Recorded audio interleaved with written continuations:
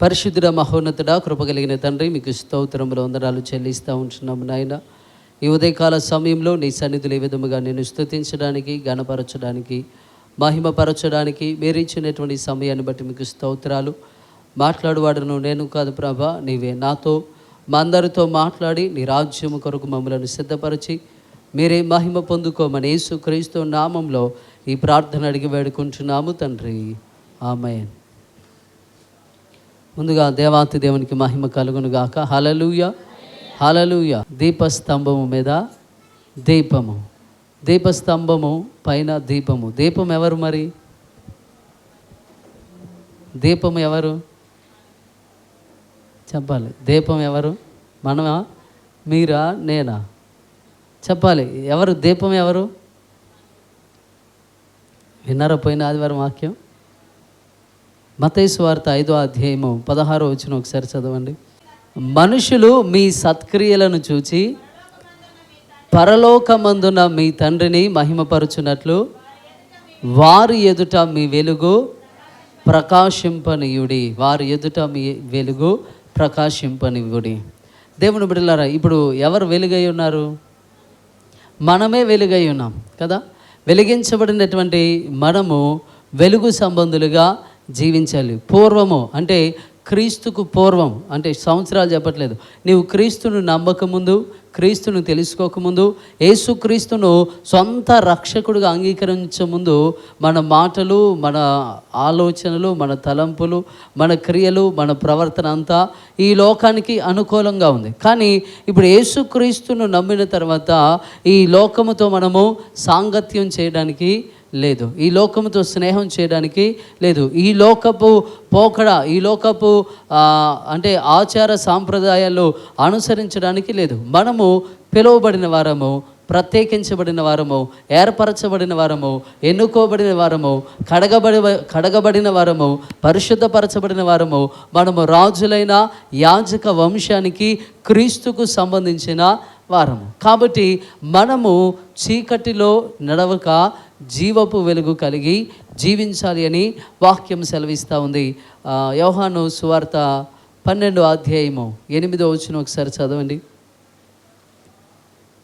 యోహాను సువార్త 8వ అధ్యాయం 12వ వచనం చదవండి. మరలా యేసు, నేను లోకమునకు వెలుగును, నన్ను వెంబడించువాడు చీకటిలో నడవక జీవపు వెలుగు కలిగి ఉండునని వారితో చెప్పెను. నేను లోకమునకు వెలుగును, నన్ను వెంబడించువాడు చీకటిలో నడవక. అంటే ఇప్పుడు వెలుగు అంటే పరిశుద్ధత, వెలుగు అంటే పరిశుద్ధమైన జీవితము జీవించడం. ఇప్పుడు యేసుక్రీస్తు అంటున్నాడు, నేను లోకమునకు వెలుగును, నన్ను వెంబడించువాడు చీకటిలో నడవక. అంటే యేసుక్రీస్తు, వెలుగై ఉన్న యేసుక్రీస్తును వెంబడించే మనము చీకటిలో నడవక జీవపు వెలుగు కలిగి మన ప్రవర్తన, మన జీవితము ఉండాలని వాక్యం సెలవిస్తూ ఉంది. దేవుని బిడ్డలారా, ప్రతి దీపము కూడా ఆ ఇంటిలో ఉన్న వారికి వెలుగిస్తుంది. ప్రతి దీపము కూడా ఆ ఇంటిలో ఉన్న వారికి మార్గాన్ని చూపిస్తూ ఉంది. ఇప్పుడు ఈ లోకం అంతటికి కూడా నీవే దీపమై ఉన్నావు, నీవు దీపమై ఉన్నావు, నీవు ఈ లోకానికి వెలుగై ఉన్నావని మత్తయి సువార్త 5వ అధ్యాయం 14వ వచనం నుండి చూస్తాం. మీరు ఈ లోకమునకు ఉప్పై ఉన్నారు, మీరు ఈ లోకమునకు వెలుగై ఉన్నారని దేవుడు చెప్తా ఉన్నాడు. ఈ లోకానికి వెలుగు అయి ఉన్నటువంటి నీవు చీకటిలో నడిస్తే, చీకటి నీలో ఉంటే, చీకటి క్రియలు నువ్వు చేస్తే ఈ లోకానికి నువ్వు ఎలా వెలుగై ఉంటావు? నీవెలా మార్గమై ఉంటావు? ఈ లోకానికి ఎలా నీవు ఒక మాదిరికరంగా జీవించగలవు? కాబట్టి మనందరము కూడా మన సత్క్రియలను కదా, మన సత్క్రియలను ఎవరి ఎదుట? భర్త ఎదుట, భార్య ఎదుట, పిల్లల ఎదుట, సేవకుల ఎదుట, సంఘం ఎదుట కనపరచాలని చెప్తున్నాడా? ఎవరి ఎదుట కనపరచాలి? మనుషుల ఎదుట. మీ సత్క్రియలను మనుషుల ఎదుట కనపరచాలి. అంటే మనుషులు మీ సత్క్రియలను చూసి, మీ మంచిని చూసి, మీ పరిశుద్ధతను చూసి, మీ మాటను విని, మీ యొక్క నడవడికను చూసి, మీ జీవితాన్ని చూసి దేవుని మహిమపరచాలి. నీవు ఆరాధన చేసి మహిమపరచడం కంటే దేవుడు నిన్ను బట్టి ఆయన మహిమపరచబడాలి. అన్యజనులు నిన్ను చూసి అంటే అన్యజనులు నిన్ను బట్టి నీవు సేవించే దేవుణ్ణి ఆరాధన చేయాలి.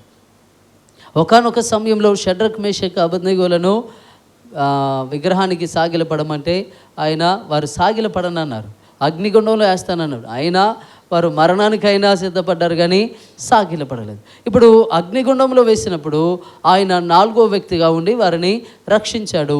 ఇప్పుడు అక్కడ ఉన్నటువంటి రాజు నెబుకద్నెజర్ అంటున్నాడు, షడ్రక్ మేషక్ అబేద్నెగోల దేవుడు తప్ప వేరొక దేవుడు లేడు. ఆయన పూజార్హుడు, ఆయన ఆకాశమందులో ఉన్నటువంటి దేవుడు, సర్వాధికారి అయిన దేవుడు, ఆయనకే మీరు మొక్కండి, ఆయననే ఆరాధించనని లోకమంతా కూడా చాటింపేశారు. దేనిని బట్టి? వాళ్ళు సువార్త చెప్పారా?